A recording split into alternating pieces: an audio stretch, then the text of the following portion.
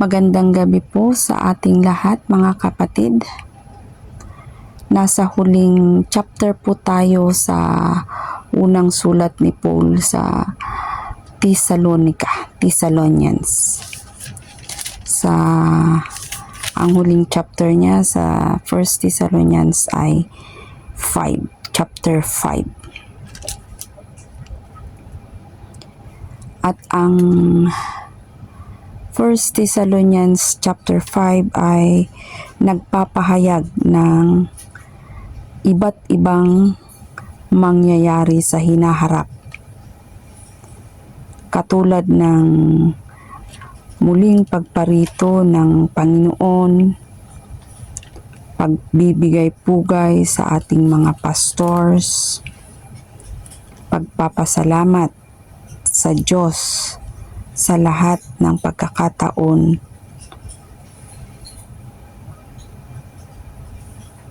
Pagpapasalamat sa Diyos sa lahat ng pagkakataon at marami pang iba. Pero sa pagkakataong ito mga kapatid ay pumili lamang po ako ng isang talata na atin pong pag-aaralan sa gabing ito, at ito po ay ang verse 22. Ang 1 Thessalonians 5:22, ang sabi niya po rito sa Pinoy version na Bible ay, layuan nyo ang lahat ng klase ng kasamaan. At ang talatang ito na mula sa aklat na sinulat ni Apostol Pablo para sa mga taga-Tesalonika ay isang pagpapahayag o kaya'y call, hindi lang para sa kanila kundi sa lahat ng mananampalataya, including us. Kasama po tayo. Ini-instruct tayo na magkaroon tayo ng tapang na lumayo sa lahat ng uri ng kasamaan na ating nai-encounter sa araw-araw. Maaaring ito ay kasalanang moral, pagkalinlang, lahat ng mga bagay na pwede tayong magkasala. Kasama na dyan ang maling katuruan or ang false doctrine.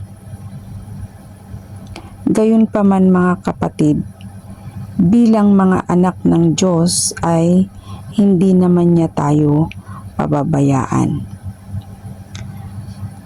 So, ano ang mga bagay na dapat naman nating gawin? Una po ay humingi tayo ng wisdom o karunungan mula sa Diyos. Manalangin tayo sa Diyos na tulungan tayong harapin ang bawat hamon ng buhay sa bawat araw. Ma-discern sana natin ang mga bagay-bagay na kailangan nating pagdesisyonan. Maalala ko lang mga kapatid, alam kong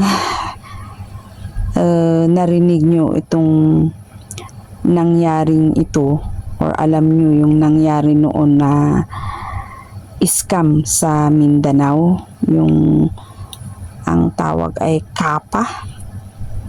Alam nyo ba yun mga kapatid? Di ba napakaraming mga kapatiran doon ang na-scam, kasama na rin pati ang mga ibang pastor. Kaya nung nalaman ni Bishop Amos Anteg, nagpunta siya ng personal sa Mindanao at sinabi niya sa kanila, hindi nyo ba na-discern Yes, mga kapatid, kailangan natin ng discernment mula sa Panginoon. Sapagkat ang dyablo ay hindi titigil sa paglilinlang. Lagi siyang nakaabang, nagbabaka sakaling madulas din tayo. Ang dyablo ay laging nandyan. Hindi siya titigil sa paglilinlang. Kaya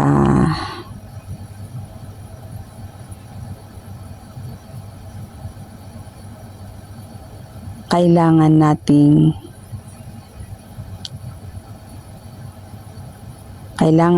ang discernment mula sa Panginoon.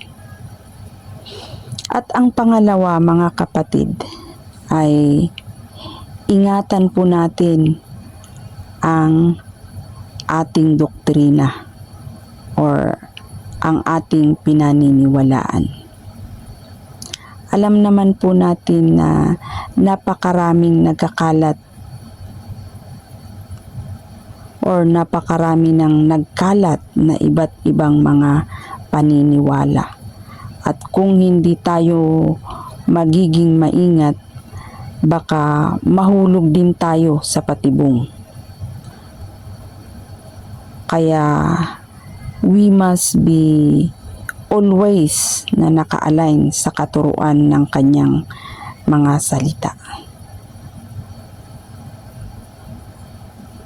Kailangan po tayong naka-align sa ating Biblia.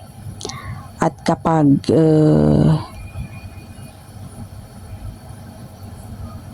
kailangan po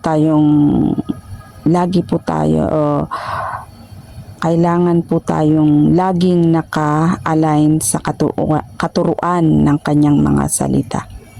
At kapag dito tayo nakabase, dito tayo nakabase, hindi tayo maliligaw. Kaya we must be always na naka-align sa kanyang mga salita. At ang panghuli po, mga kapatid, mamuhay ng may kabanalan. Alam naman natin ang sabi ng Bible na kung walang kabanalan, walang makakakita sa Diyos. Kaya napaka-importante po, mga kapatid, na lagi tayong nakasunod sa kagustuhan ng Diyos. Alam naman natin ang tama at mali, di po ba? Kaya napaka-importante, mga kapatid, na lagi tayong nakasunod sa kagustuhan ng Diyos. Bagamat andito pa tayo sa mundong mapanghusga, wag na lang nating intindihin, wag na lang po nating intindihin ang mga sasabihin ng iba. Kasi sa realidad, kahit anong buti ang iyong gawin, meron at meron pa rin silang masasabi. Pero gayon pa man, mga kapatid, piliin pa rin natin ang gumawa ng mabuti at iwasan po natin ang lahat ng uri ng pagkakasala.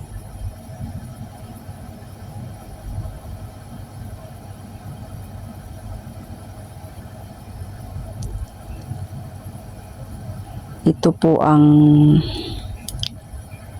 ating short devotion sa gabing ito, mga kapatid, at sana po ay nakatulong. Maraming salamat po at God bless everyone and good night.